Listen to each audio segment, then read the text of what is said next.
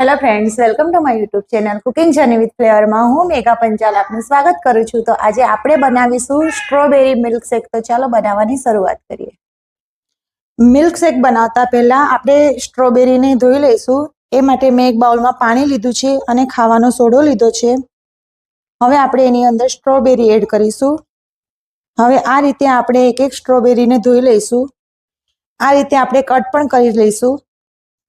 હવે મિક્સર જારમાં આપણે સ્ટ્રોબેરી એડ કરીશું, દૂધ એડ કરીશું,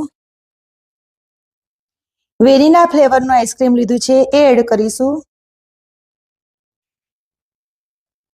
હવે 2 ચમચી ખાંડ એડ કરીશું। હવે આપણે આને પીસી લઈશું।